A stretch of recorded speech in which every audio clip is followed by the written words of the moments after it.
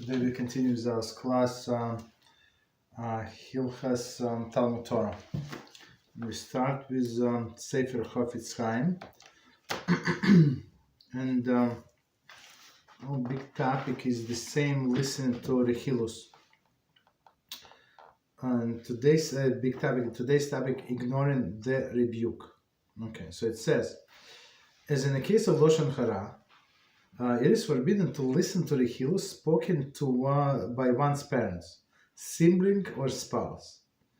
Similarly, familiar closeness is not reason to share information that promotes strife, ill will among the Jews.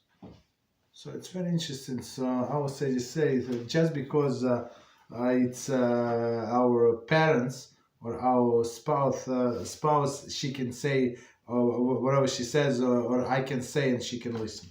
Absolutely not. So all of these laws apply to any relatives. Especially, so Rechilus is as we said before, definition that somebody said about someone else. So a person comes home and said, you know what, they spoke about your sister, right, or your brother, right? So of course it's 100% Rechilus. It's forbidden for that person to repeat it. Okay, because why? As we said, just said, it's going to promote the strife between the people. When subjected to gossip, one is required not only to distance himself from the conversation, but must also reprove the speaker for the violation of the Torah commandment, right? So you're not allowed to speak, you're not allowed to hear, and you must stop that speaker. Only when rebuke will cause the gossiper to speak with a greater malice, one should not offer rebuke. Okay, so if it's he's that he's a crazy person, you told him that he's talking Lashon Hara and you don't like him, and she does not like you as it is. Okay, so don't comment, just leave. If one employer or colleague are prone to gossip, right, one must ignore their conversation. Okay, with colleague, what are you going to do? You sit in one room, or you're working in the same environment. There is no way for you to go, especially our boss. Okay, so just ignore completely. One is not required to offer a reproof if this might cause him to lose his job. Okay. I mean, but still do your job, meaning do not accept. Whatever they say, do not accept. Fulfillment of the positive commandment, such as mitzvah to offer reproof, does not require the monetary risk of such magnitude.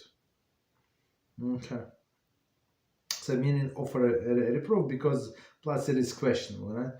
I mean, if he can lose a job, so of course, I mean, the other person is not very receptive, to say the least, to this reproof.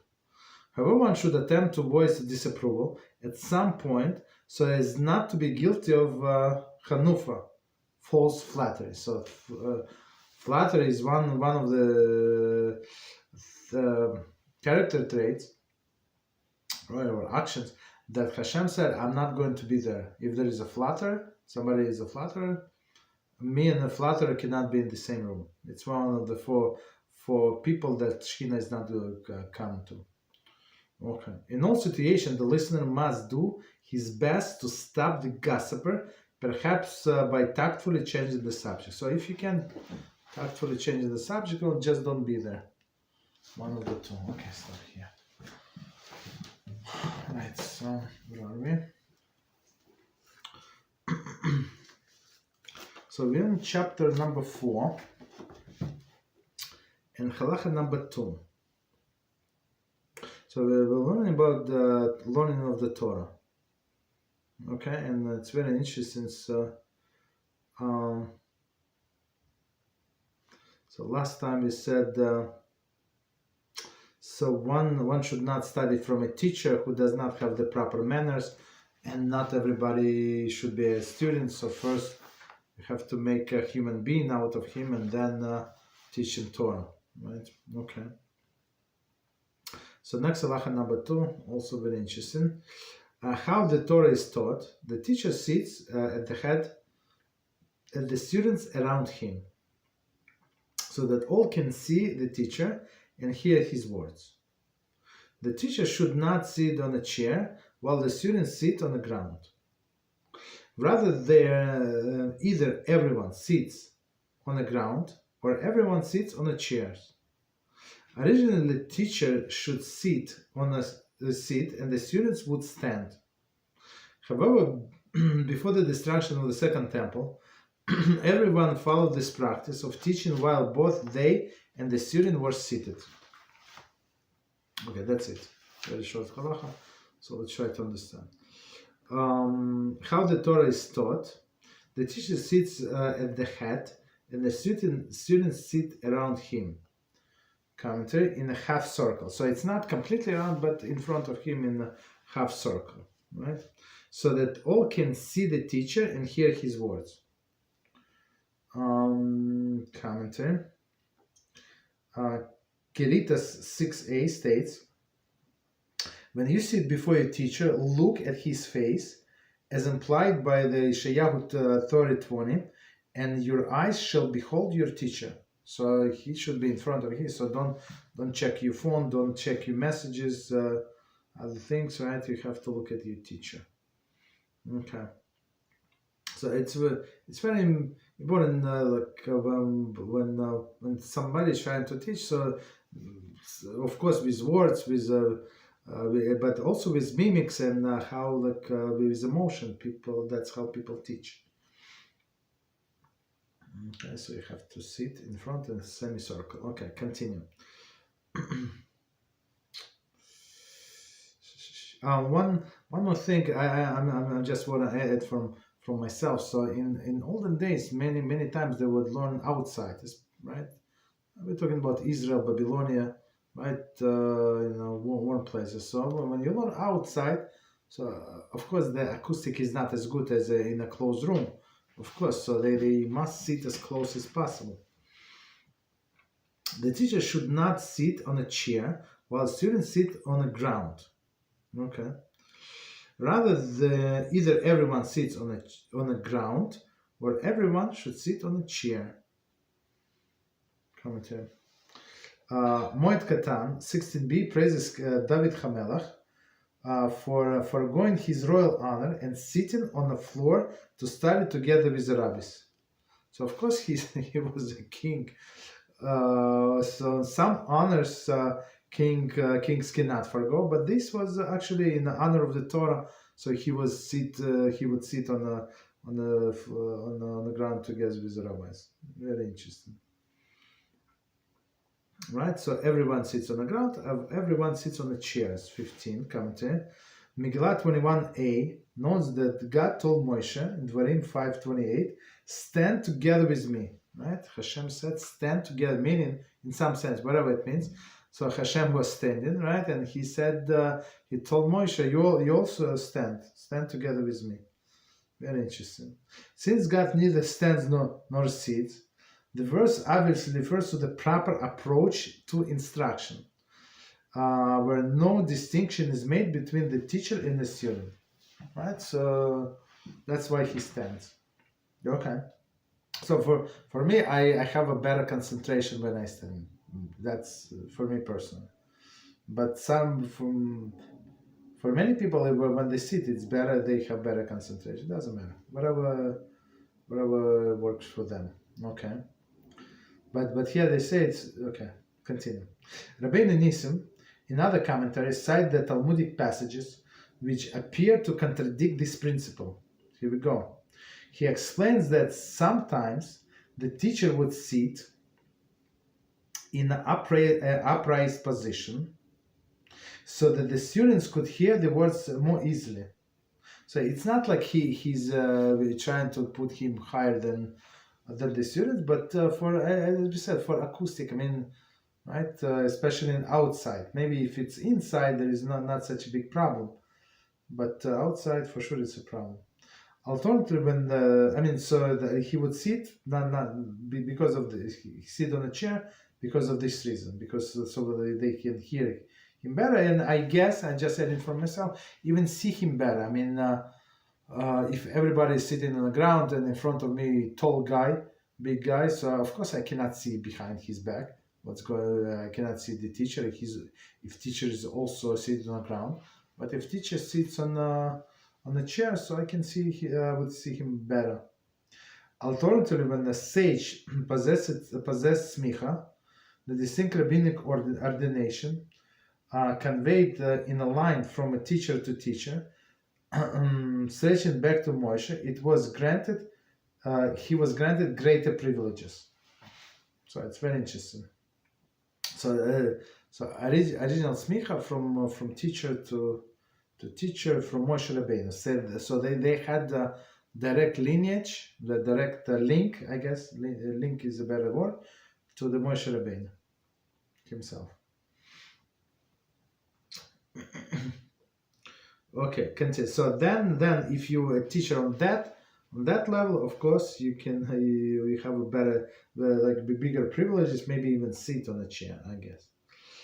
Original or like if it's not because of something like for example, like if he's an elderly person, so he cannot sit on the ground. He's I don't know, a weak person, like fragile person, he cannot sit on the ground. That's too much, right? So of course we can sit him on a chair and we can sit on the ground, right? So it does not contradict this halacha. Originally, the teacher would sit and the students would stand. Commentary: the Halachah Mishnah notes that this principle to be the direct contradiction to the principle of equality mentioned beforehand.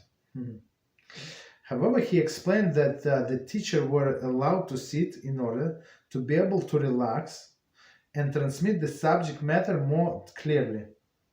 Hence, adopting that position does not reflect a feeling of superiority over the students. Okay, he just, for example, this teacher has many classes, like, okay, back-to-back classes. Of course, he cannot stand for many hours. Okay, so he would sit. Okay, no problem. Okay, continue. However, before the destruction of the second temple, everyone followed the practice of teaching while both they and the student were seated. Okay, so close to the destruction, before the destruction. Let's see, number 17. And it says, Migla in same place states, from the time of the Moshe, our teacher, until Rabban Gamliel, people studied Torah only while standing. After Rabban Gamliel died, sickness descended on the world and they would study Torah while seated. This refers to Rabban Gamliel the elder. Sota 9:16 relates that when he died, the honor of the Torah was nullified. That's unbelievable. Commenting on this Mishnah, the Rambam associates the nullification of the Torah's honor with the practice of the standing while seated. It's very interesting in this Sota 9:16. They said about many changes that happened after a certain person died. Okay, so we finished. Any questions on what we said? We'll continue. Okay, so let's go to next halachah, number 3. So it's much longer. So it says, if teacher desires to instruct the students personally, he is entitled to do so. If he desires to teach through the medium of the spokesman, the spokesman should stand between him and the students. The teacher speaks to the spokesman, and the spokesman declaims the teaching of all the students to all the students. When they ask spokesman a question, he asks the teacher. The teacher in turn replies to a spokesman, and the spokesman replies to a questionnaire. The teacher should not raise his voice above that of the spokesman.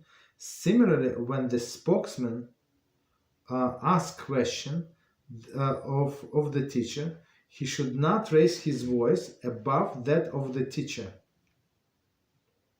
Okay. The spokesman is not allowed to detract from, add to, or change the teacher's wording, unless he's a teacher's father or a teacher. Mm-hmm.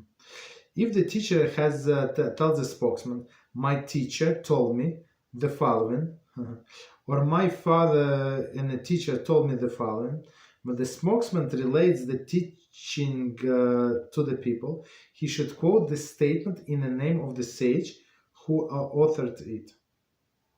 Mention the name of the teacher's father or the teacher saying so and so, the sage said the following. This is allowed despite the fact that the teacher did not mention the sage's name, because it's forbidden to refer to one's teacher or the father by name. Okay, so it's a lot of details. So we're going to explain, try to explain Beezrat HaShem everything that says here. Okay, from the beginning with commentaries and explanations. If teacher desires to instruct student personally, he is entitled to do so. Commentary. Although it was common for a Torah sage to employ the service of spokesman, there was no obligation to do so. I'm not sure if the let me see. No, he's going to explain. He's going to explain who is the spokesman. Right. So technically, first of all, it was like a status of honor. Right? So he has a assistant, right? Who knows what the Torah of the teacher. So it will be some. It's not a random person who just with a nice voice, a loud voice, who would repeat the things clearly, loudly, clearly to the whole crowd. No, it's actually a person who knows what the teacher means, who is very close to him, learned from him many years ago, and now for a teacher is enough to give like few lines, few thoughts, the ideas, and then this mitargum, this spokesman is going to develop the idea, right? So it saves, I would say, maybe the energy of the teacher. So many times it's an elderly person. He does not have so much energy to speak all of the things that his student knows, like anyway, right? So that's introduction to this was it translator? Spokesman. Sorry. So continue. If he desires to teach through the medium of the spokesman, the spokesman should stand between him and the students. Right, so commentary. There's a difference of opinion between the commentaries regarding the function of this individual, meaning who was this spokesman. Rashi in Yoma 20b consider him as to be a translator, and indeed there is a literal meaning of the term mitargum. Okay. In Babylon and even in Eretz Israel, the popular spoken language was Aramaic, while many of the sages preferred to teach in Hebrew. So one of the explanation who was the spokesman, one of the explanation is that he was a translator, meaning that he was translated from Hebrew into Aramaic, and it was actually the style.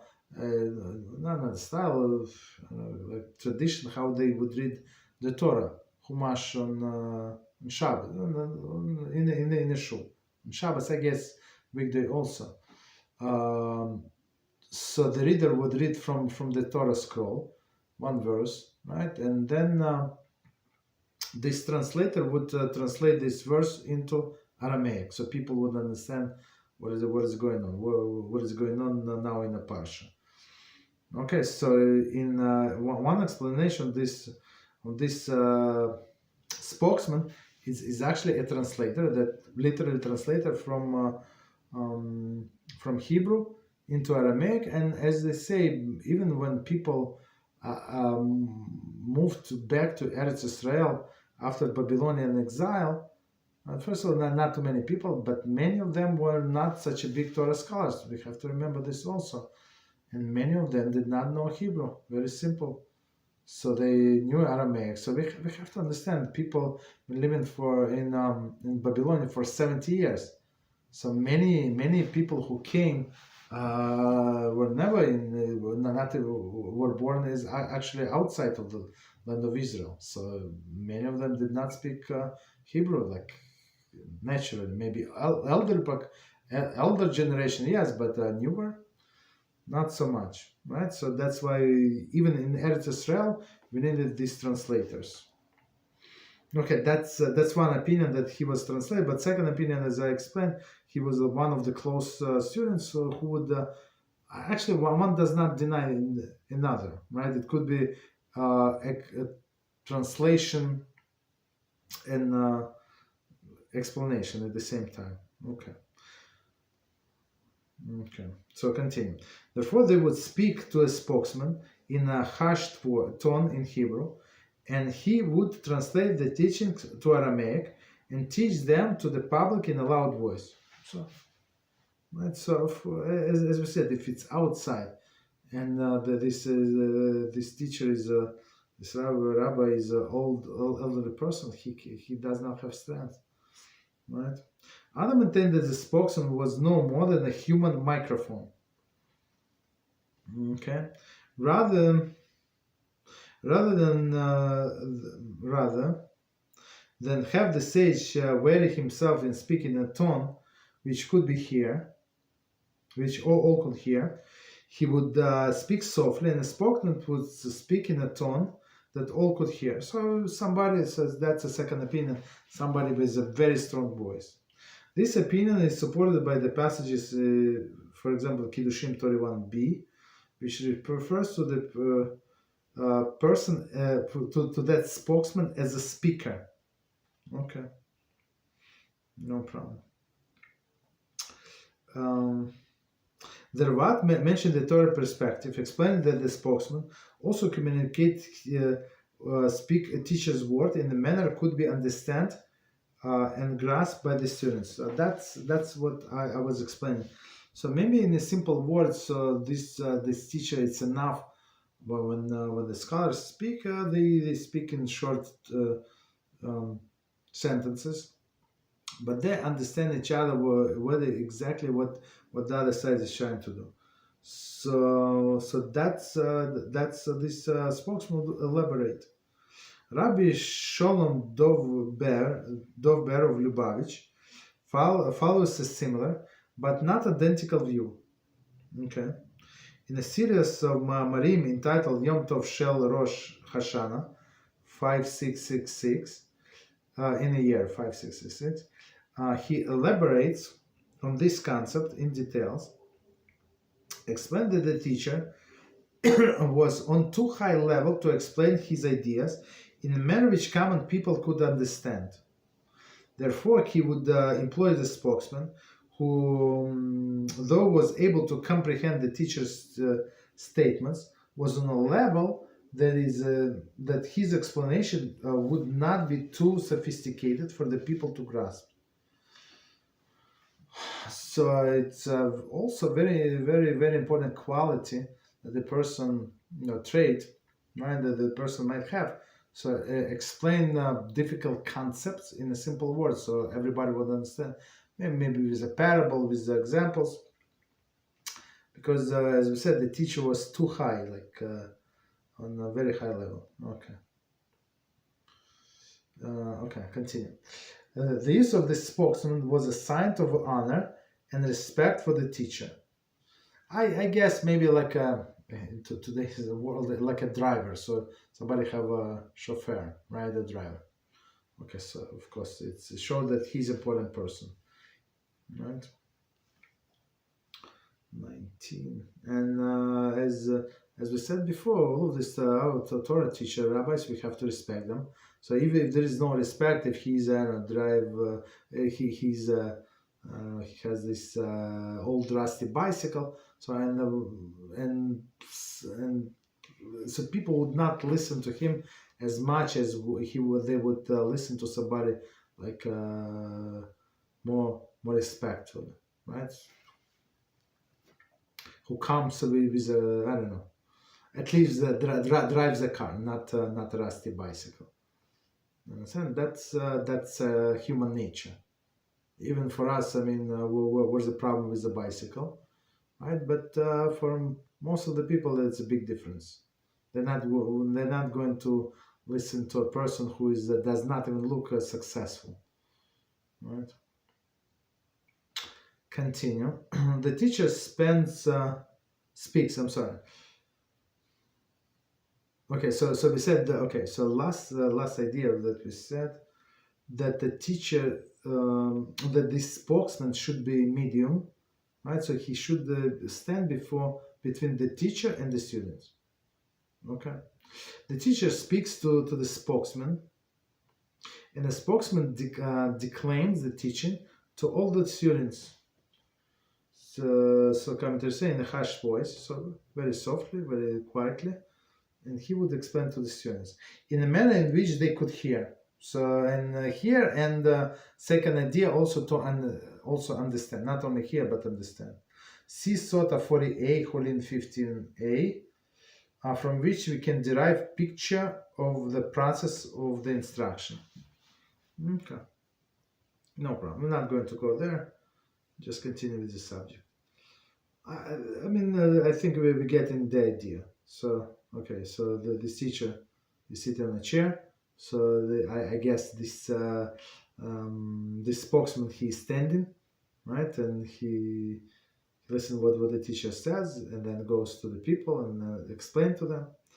Okay. When they ask the spokesman a question, he asks the teacher, commenter in a harsh tone as explained. So even maybe I am just adding from myself. Maybe this teacher even heard the question, but I guess this I mean the original question from the students, but this spokesman can like improve the question. Right? Maybe he knows exactly this person better on this or that, so he can improve the question and tell it to a teacher. Okay. The teacher in turn replies to a spokesman, and spokesman replies to the questionnaire out loud that other can hear. So, as we always say, you have a question, so it's better to ask in a class. I mean, at the end of the class or in the middle of the class, if it's on the subject, so other people can hear. Why? Because people many times have the same question, right? But not everybody can ask or won't ask. So if you ask, so you're actually doing a favor for other people as well. So continue. Teacher should not raise his voice above that of the spokesman. Okay, so the way I see, if he is a spokesman, so let him do his job. He has to speak loud. So the teacher, okay, maybe he has also loud voice. Okay, so keep quiet. Let them listen to one voice only. 24. The case of Mishnah cites Brachas 45a, which quotes the manner in which Moshe relayed God's words at the giving of the Torah. It says Exodus 19:19 as a source of this concept. Nevertheless, others note that the passage in Brachas refers to the one who translates the Torah, Mitargaman, translates the Torah, reading for the people, and not necessarily relevant to the situation at hand. Rather, they suggest that the description of the use of the spokesman in the passages cited above serve the source of the idea. So just to remind us,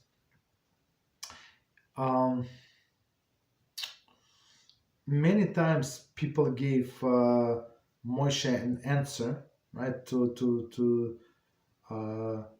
get back to HaShem, right? The answer, and Moshe would go and tell HaShem the answer, right? So Rashi asked on that passage, said what Hashem did not know what was the answer, if he is described as the one who can hear the hearts of the people, all of the hidden thoughts. He's aware of all of the hidden thoughts of the people, and now but what the answer in a voice that he did not know, like, how does it make sense? Right? So, and Rashi explained that's a proper etiquette, right? So Moshe sent Hashem sent Moshe to talk to the people, give the message. He went to people, gave the message, and they gave Moshe answer. So he took the answer and brought it to Hashem. Hashem knew? No, of course he knew. But that's the proper procedure. That's what they trying to refer here, right? That's one of the sources. Similarly, when a spokesman asks a question of a teacher, he should not raise his voice above that of the teacher. Okay, so very soft also. Commentary is a mark of respect and deference. So that's very, very important. Even though he's the one who is speaking, so it looks like to us, right? So we sit in the crowd, right? So it looks like to us that he's talking, but and it can, right, the spokesman. So, and it can get into his head that he's such an important person, and all of the people came here to listen to words of the Torah because of him, which is not. They came because of that rabbi, not because of him, right? So, as a mark of respect, so he has to speak very softly, not louder than the teacher. Very interesting. Continue. The spokesman is not allowed to detract from and add to or change to the teacher's words. Commentary. The Rambam's statements are quoted from Yerushalayim Talmud, Megillah 4:10. The Ravad differs and quotes narrative from Yom 20b, which relates how Rav serves as a spokesman of Rav Shilat and alter the connotation of his words. Ravad explains that since Rav's scholarship was greater than Rav Shilat, he was entitled to do so. The case of Mishnah states that Rambam did not mention this possibility because it's very improbable that the greater sage would serve as a spokesman to this sage of the lesser stature. So this example in the Talmud was a little, not a little, big exception, which is more prominent rabbi worked as a spokesman for a less prominent rabbi. I mean, they were great on an amazing level, both of them, but still we know that the spokesman was on the higher level. So he would add some things on his own, right? So develop or even change the wording. So that's, but it's an exception.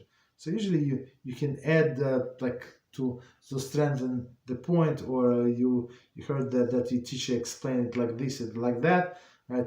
3 times or 5 times over the years, but now he does not mention this additional point. So you can add it. Why? Because it just serves the purpose, right? And you got this information from this teacher, not from anybody else.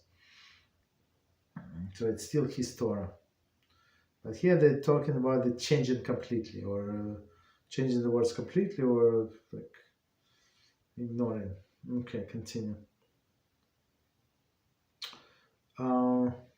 Okay, so let's do the whole sentence again. Any questions? Okay. Spokesman is not allowed to detract from, add to, or change the teacher's words unless he's a teacher's father or a teacher. So here they go. They mentioned this as example, right? The exception, or teacher's father. I'm not sure why father would translate for. I mean, be spokesman for a teacher. Maybe my understanding maybe that let's say this teacher came from Israel to Babylonia, so people would not speak Babylonian, would not speak Hebrew. So the father, who knows both languages, would translate. I guess that would be the scenario. Commentary. Rabbi Nissim explained that the teacher or the father allowed to serve as a spokesman for his students, since they will not be jealous of the honor afforded them.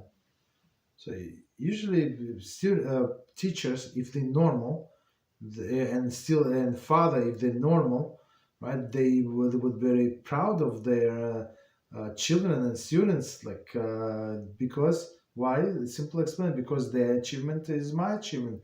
Whatever they did is actually, yeah, I mean, is because of me also, right? So why would I be jealous? Would be proud of him, right? That's why there is no problem. So they could serve, but scholar on a higher level, that's would create jealousy, of course. I mean, might.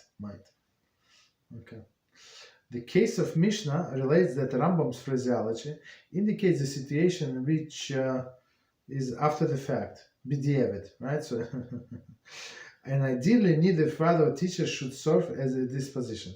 So, because in some sense, the students or son is on a higher position and father on the lower, so b'diavad after the fact, no problem. But don't do it initially. Continue.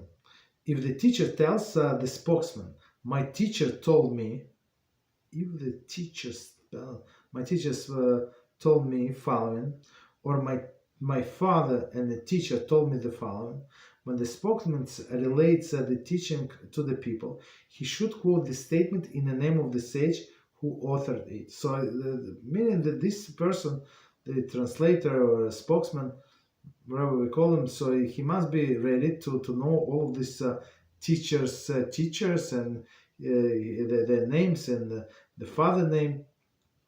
Meaning, as we said before, it cannot be just a random person who just knows the Torah. It's not enough.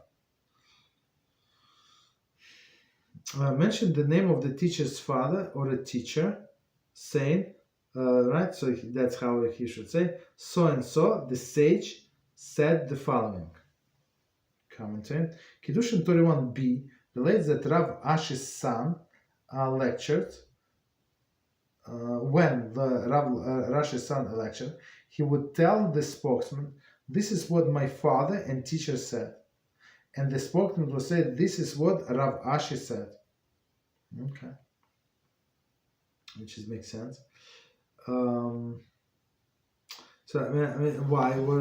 What's the problem? So the problem is that we are not allowed to call our parents by the first name, right? Mother and father. So we have to relate to them some different name, and that's why it's not proper to call to name your children after your parents. So in Ashkenazic circle, we never do that after a living person. It's a very, very bad sign. But, so you usually name after deceased, if they were of proper character. Yeah, so you'll name after deceased. But in Sephardic, sometimes they do name after a living person. So maybe after grandparents or somebody, right? So it's very interesting. So, but still, it's not allowed to call. But it would be very problematic to call this little child in the presence of the person that they named it, name this child after, right? Because even though you addressing the child, but in the same, it looks like, right? It looks like that you might be addressing your mother, father, or grandfather by name, first name. That's a big issue, of course. This is allowed despite. So okay, so I mean, for him it's allowed. I mean, he said, as my father told me, right? So for a son, there is no problem to say my father told me, right? But this Spokesman has to use the actual name. This allowed despite the fact that the teacher did not mention the sage's name, because it is forbidden to refer one's teacher or father by name. Right, so they say Ani Mori, like my father, my teacher, or they call Reb, right, meaning respectful address, and like some, but not the name. Okay. This is allowed despite the fact that teachers does not mention the sage's name, because it is forbidden to refer to one's teacher or father by name. 29 commentary. So it's same as father, same as the teacher. Kiddushin, same place, mentioned the concept within the context of the law governing respect due to one's father. See Hilchos Mamrim 6.3. This concept is also quoted in chapter 5, Halachah 5, so meaning next chapter, as explained the proper respect due to a teacher. So you cannot call him by first name. Okay, so 1 second, we can check time. Any questions on what we said? Okay, so we have the same time. So it's very, this actually, I'm not calling parents by name, it's actually very relevant to Ashkenazim, right? When man, right? Man is being called to the Torah. So Sephardim do it very simple. They just call by Aliyah, right? They say Shlishi, right? For example, they call by the number of the Aliyah. But in Ashkenazim, they say first the name. So it's your name and name of your father. That's the issue. So and some people just pronounce the name of their father, which is very, very improper.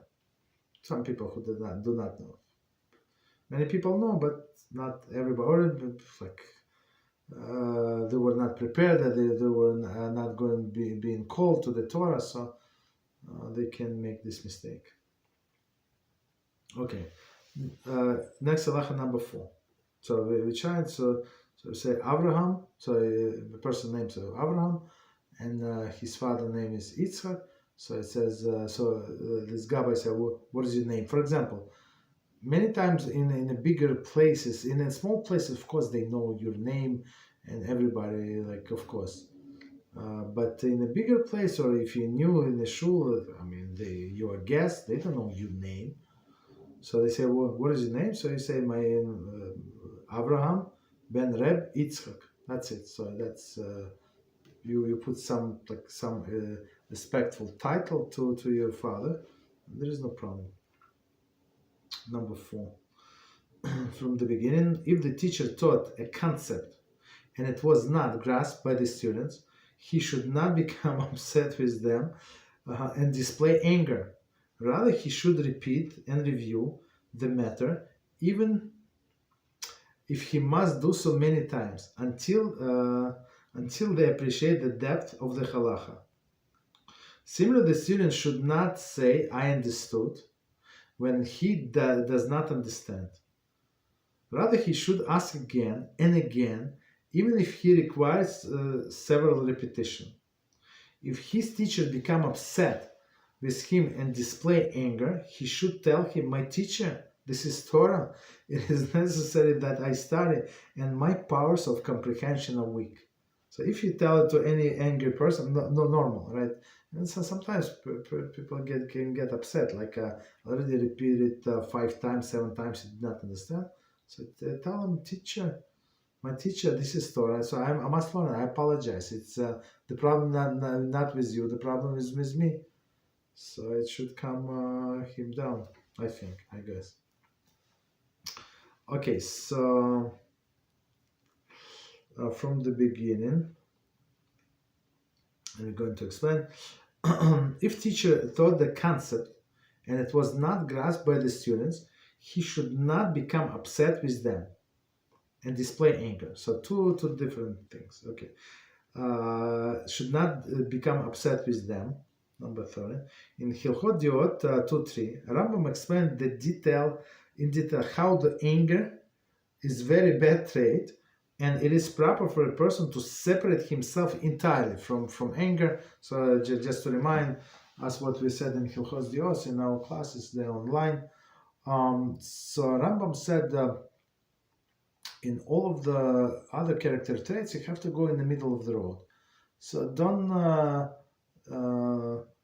don't be like too stingy, and don't just waste your money, right? So be somewhere in the middle of the road. So if you need to help somebody, you need to give somebody a loan, give them a loan. Give tzedakah, right? But still, don't throw the money out. Don't buy like useful things. Like sometimes I see people like throw out like things. They put it on next to the garbage with the labels. Why would you buy it? Or they buy all of this. I saw just recently somebody put what is this this exercise machine, and you see, I think I was not that close, but I think the seat was still in the plastic. I mean, maybe that's how they use it, but I think it was in plastic. So they spend all this money without thinking, right? And so it's waste. So in all these things, all the character traits, Rambam said, go in the middle of the road. But anger, right? You have to like separate to completely to opposite extreme, opposite, right? He continues, explain how teachers should instruct the students in a composed and pleasant manner without shouting. Okay, so I mean they're not so bright. Let's say especially children. I mean it's not they cannot concentrate this and that. I mean don't shout at them. Here he does not center on a negative aspect of the anger.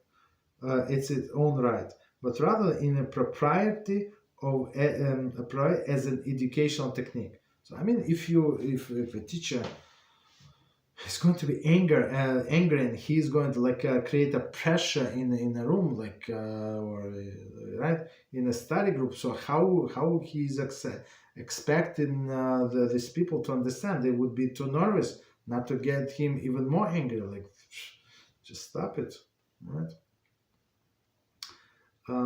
So one more time the whole sentence. If the teacher taught a concept and it was not grasped by the students, he should not become upset to them and display anger. So let's see. Note Mishnah Avos 2:5, cited by Rambam in the following Halachah. Okay, where it says, one second, one should teach Talmud with a pleasant countenance and Agada with a patient countenance. Okay. So Talmud with a pleasant countenance because it is a hard as it is, and Agada with a patient countenance. Very interesting. So, but anger, we said, I'm not sure we're going to say that, or we said it in the Hilchot Dios. In sometimes you're allowed to show anger. In Hilchot Dios we say show. For example, that we said the household when they just ignore or are not treating seriously religious practices, whatever is it. So it is allowed for a person to show anger to scare them a little. That I'm not happy when you behave like this. You understand? And same we said in students to show them anger. So if they just fooling around, right? To show them anger that you not appreciate what they do, but inside you're not allowed to be angry. That's why he says display anger. Rather, he should review the matter. So, but only if it's obvious, right? But if people genuinely do not understand, that's not a problem. So, spend more time. Rather, he should repeat and review the matter, even if he must do many times, until they appreciate the depth of the Halachah. So if person does not understand the depth of the Halachah, So it's very easy for her to forget completely. But if person understand at least logic of a halacha and he or she remember how it was developed, how the teacher explained, okay, maybe right. So it's easy for them to at least remember. Let's put it this: at least remember that I think it was an issue if I do like this or like that. So at least a person would know and go and to the books and check or ask somebody, not somebody, don't ask anybody, not just somebody, right? Ask a knowledgeable person, ask Rabbi, right? But the person must ask, right, as indicated he or she does not understand until it is very clear to them. So very clear to them. Commentary. In Dvarim 31:19 says the Torah must be placed in the student's mouth, meaning that the student can repeat. Right? So how do you know that you're ready for a test? That you can repeat yourself. Eruvin 54b interprets this as a charge to teachers, requiring them to review this subject matter with their students until the latter comprehend it fully. Okay, that's why we're also trying to do review when we learn a new subject. We try to remind what we said before that in different classes. So it's so a person would have like a solid foundation, right? Until as commentators say, they comprehend fully. The passage continues. Praising Rabbi Preda for teaches one of the students each point 400 times. Through the patience, though the patience is generally required of a teacher, there are times when he should display anger, right? As explained in the following halachah. Okay, they're going to explain. So as we said, display anger, but do not be angry. So, I mean, if somebody does not understand, maybe, as Rabbi Reuven said, Shlita, maybe it's a problem with you. Maybe you don't know the subject that well, that you cannot explain to these people, right? Maybe it's not exactly the issue. So it's very interesting story about Rabbi Preda. They're not going to say it, but let's say it. It's very interesting. It's in Talmud. It was Rabbi Preda, and he was a great scholar, and one of the students was a not so sharp person, to put it mildly, right? And this person needed 400 times like repetition 400 times in order to remember one simple thing. And that's what Rabbi Preda was doing 400 times, 400 times, 400 times. And these students, okay, slow, but he was getting the Torah a little, right? And one day, Rabbi Preda had a business meeting with some important people, and he had to leave early. And he came to the student and said, in the morning, my dear student, Baruch HaShem, I enjoy learning with you, but please, let's understand today from 400 times, no more. Because why? Because I need to go to this business meeting. Said, sure, Rabbi, okay, let's start. They started. They did exactly 400 times and all other days. And the Rabbi Preda, the Tzal said, okay, all right, so class is over, lesson is over. I hope that you understand. And this student said, I apologize, Rabbi, I do not understand anything that you said. Once you said that you need to leave early, I was nervous all the time. Maybe I would understand, maybe I would not understand. And I could not concentrate on what you were saying, so I do not understand anything. So Rabbi Preda, that's all what he said. He said, looks like the meeting is cancelled, right? So, and he stayed behind, and he learned with the student another 400 times until he got the lesson of the day.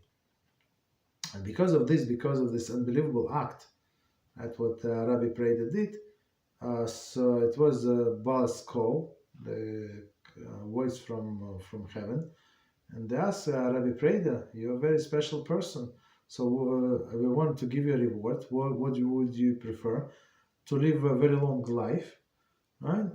For all of this, don't think that all of this 400 times every day that would go to waste. No, you're going to get years of life added to your name, or all of your generation will go to Olam Haba. So what do you prefer? And Rabbi Preder Zatzal, of course, he said, of course, there's no doubt in my mind. Let all of my people from my generation, all of the tzaddikim, go to Olam Haba. And the Baskol answered, okay, let them go to Olam Haba, but you're going to go Olam Haba, but first we're going to give you a very long life. And some say he lived 400 years, some say more, but he was compensated for his patience, this great Rabbi Preda.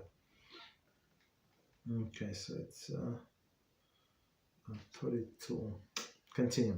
Similarly, the student should not say "I understood" when he did not understand. So that's why the teachers should not be very pushy, right? So as I always say, I mean, we're not in competition of finishing books. So sometimes we go slowly. I mean, and I always ask if you have any questions. So if you have any questions, ask the questions, because a person, as I said, it's a halachah. You should not say "I understood" when you don't understand. That's very bad.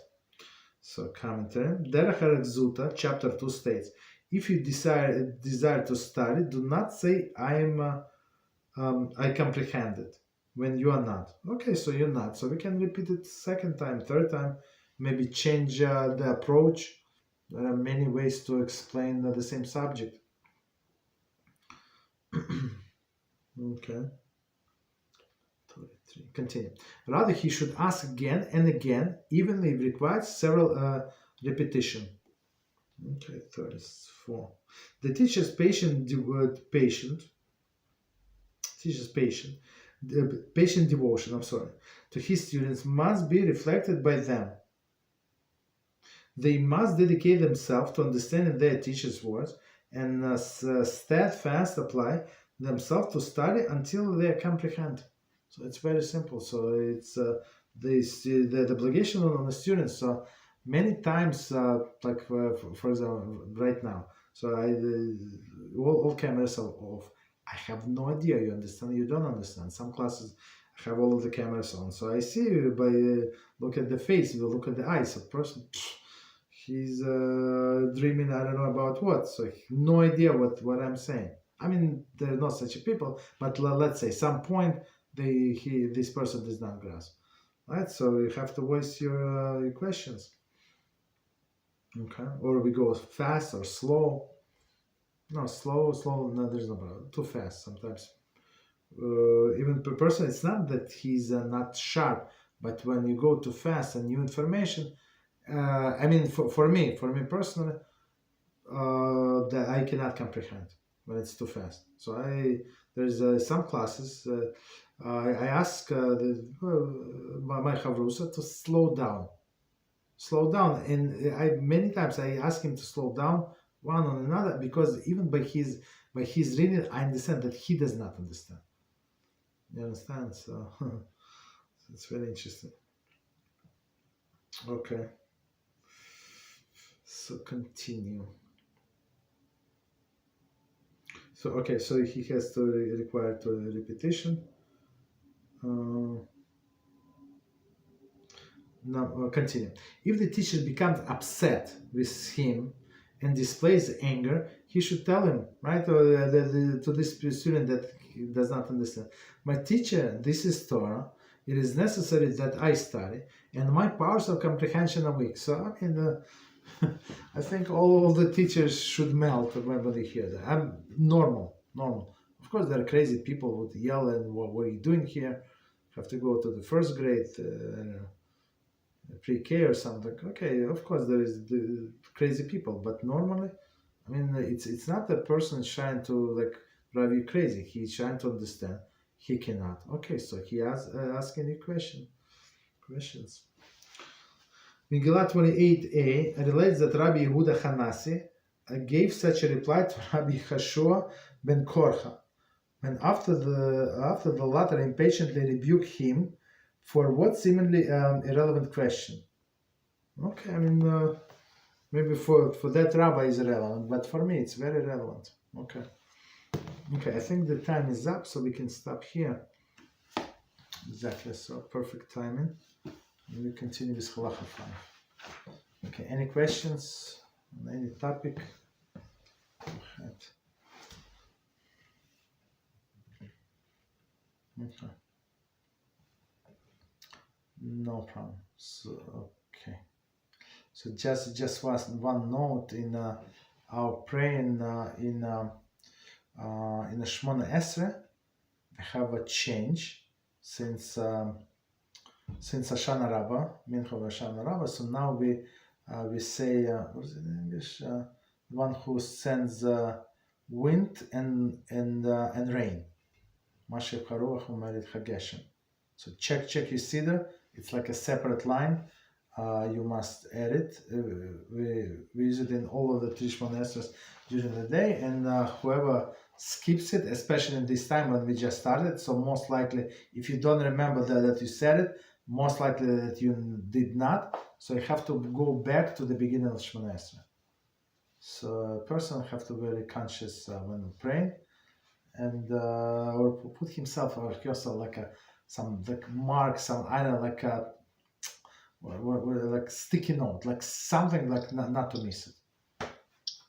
Okay, go ahead, please.